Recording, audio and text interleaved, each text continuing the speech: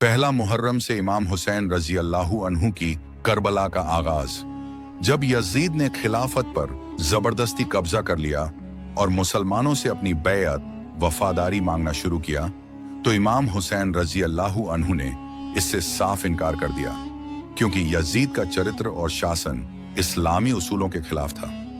इमाम हुसैन रजी अल्लाहु अन्हु पहले मदीना से मक्का तशरीफ लाए ताकि वहां से फैसला कर सकें। कूफा, जो आज इराक में है, वहां के लोगों ने उन्हें खत लिखकर दावत दी कि वे आएं और उनकी रहनुमाई करें। इमाम ने हालात जानने के लिए पहले हजरत मुस्लिम बिन अकील को भेजा। हजरत से आपको खत मिलता है कि हाँ, बिल्कुल ठीक ठाक है। आ जाइए। 61 हिजरी को इमाम हुसैन रजी अल्लाहु अन्हु और उनके करीब 70 साथियों का काफिला करबला के मैदान में पहुंचता है। आगे का जानने के लिए वीडियो को सब्सक्राइब और लाइक करें। 3 मुहर्रम 61 हिजरी को यजीद की बड़ी फौज उमर इब्न सद की सरदारगी में करबला पहुंची। चारों तरफ से इमाम हुसैन के खेमों का घेरा और सख्त कर दिया गया। दुश्मनों की तादाद हजारों में हो गई। इमाम हुसैन ने दुश्मन को पैगाम भेजा, मैं जंग नहीं चाहता। अगर तुम मेरी बात मानो तो मुझे वापस मदीना लौट जाओ। अगर ये मंजूर नहीं तो किसी सरहद पर भेज दो, मैं वहां जाकर जिहाद करूंगा। या फिर मुझे यजीद से आमने सामने मिलने दो ताकि मैं खुद उससे बात कर लूं। लेकिन उनकी बात ना मानी गई। रात को इमाम ने अपने साथियों से फरमाया, ये लोग मुझसे दुश्मनी रखते हैं। तुम सबको मेरे साथ रहने की कोई मजबूरी नहीं। तुम चाहो तो अंधेरे में चले जाओ, मैं तुम्हें रुखसत करता हूं। मगर सबने कहा, ए हुसैन, हम आपको छोड़कर कहां जाएंगे? हम अपनी जान लुटा देंगे, लेकिन आपका दामन कभी नहीं छोड़ेंगे। 3 मुहर्रम की रात वफा और सब्र की रात थी और अगले दिन हालात और सख्त हो गए। 4 मुहर्रम का दिन करबला में इमाम हुसैन और उनके घर वालों पर और ज्यादा मुश्किलें लेकर आया। इस दिन यजीद की फौज को और बड़ी मदद मिली। उम्र इब्न सद को 4000 का नया लश्कर दिया गया, जो करबला पहुंचा और इमाम हुसैन के खेमों को चारों तरफ से घेरने लगा। इमाम हुसैन और उनके साथियों पर दबाव और बढ़ा दिया गया। दुश्मन चाहते थे कि इमाम किसी तरह डर कर यजीद की बैअत कर लें, लेकिन हुसैन ने सच्चाई का रास्ता कभी न छोड़ने का इरादा कर लिया था।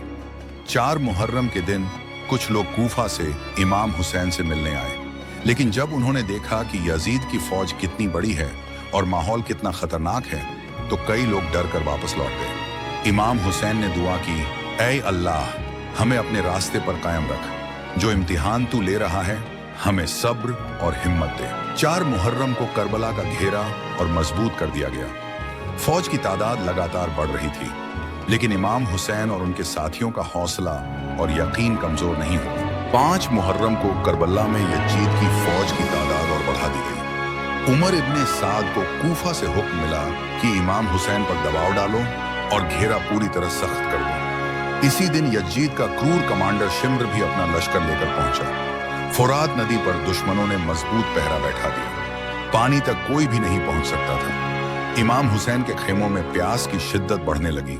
मासूम बच्चे और औरतें प्यास से बेहाल हो रहे थे। इमाम हुसैन ने अपने बहादुर भाई हजरत अब्बास से कहा कि कुछ साथियों के साथ जाओ और कोशिश करो कि किसी तरह पानी लाओ।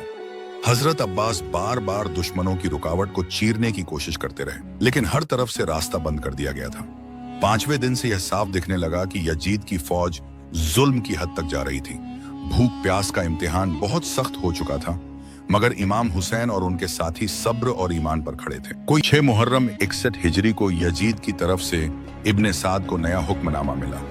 उसमें लिखा था कि इमाम हुसैन पर दबाव और सख्त किया जाए ताकि वो मजबूर होकर बैअत कर लें। इब्ने साद ने दरियाए फुरात पर पहरा और ज्यादा बढ़ा दिया। पानी अब इमाम हुसैन और उनके अहले बैत तक पहुंचाना बहुत मुश्किल हो गया। बच्चे प्यास से तड़पने लगे। उस दिन यजीदी फौज की तादाद तकरीबन 30,000 के करीब हो गई थी।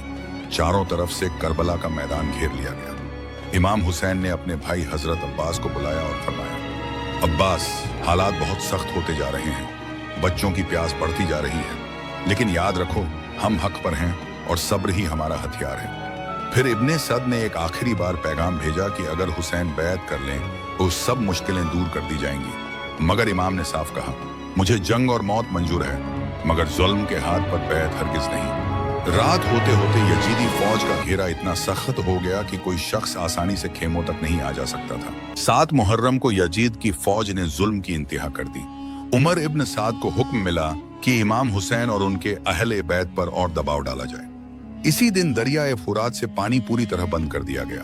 तट पर पहरा बिठा दिया गया, कोई भी पानी भरने न जा सके ताकि वो बैत पर मजबूर हो जाएं। यही यजीद का इरादा था।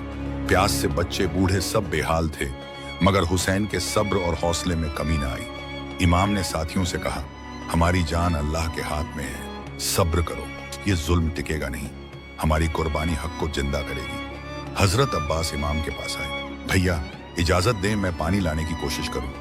हुसैन ने घम भरी मुस्कुराहट से कहा, भाई अब्बास, वक्त आएगा जब तुम्हारी तलवार भी चमकेगी और मश्क भी भरोगे, लेकिन अभी सब्र करो। रात बहुत भारी गुजरी। मासूम रुकैया अपने बाबा से लिपट कर रोती रही। आज से करबला वालों की प्यास शुरू हुई, जो सब्र और कुर्बानी की सबसे बड़ी मिसाल बन गई। 8 मुहर्रम को यजीद की फौज ने इमाम हुसैन अलैहिस्सलाम पर दबाव और बढ़ा दिया। अब तक उनके खेमों में पानी की एक बूंद भी नहीं पहुंचने दी गई। बच्चे, बुजुर्ग और महिलाएं शदीद प्यास में तड़प रहे थे।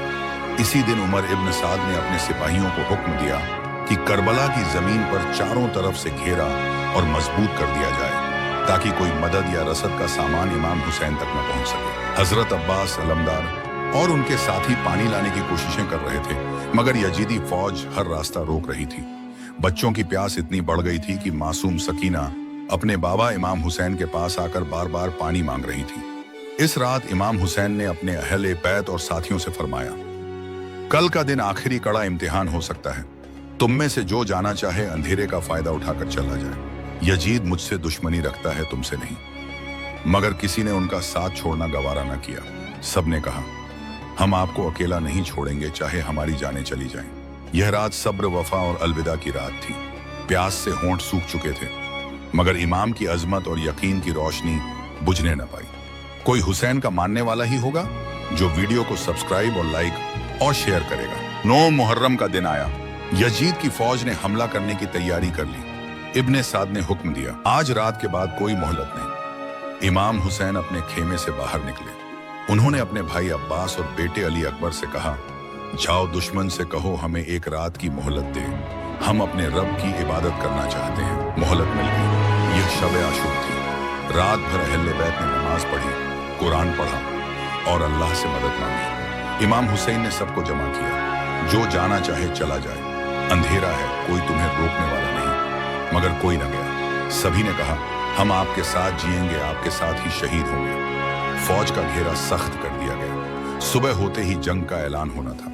यही थी 9 मुहर्रम की रात, सब्र, वफा और इबादत की रात। आने वाला दिन इंसानियत की तारीख बदलने वाला था।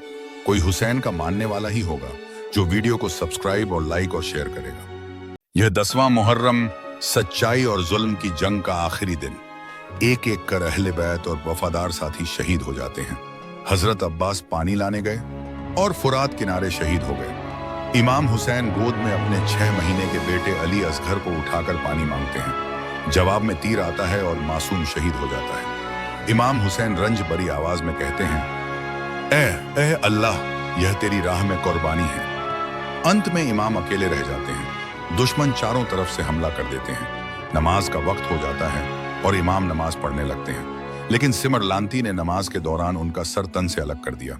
यजीद की फौज ने सोचा जीत गए, मगर हुसैन ने अमर होकर बता दिया कि जुल्म के सामने सिर नहीं झुकाया जाता। दोस्तों, इस मैसेज को बहुत शेयर करें।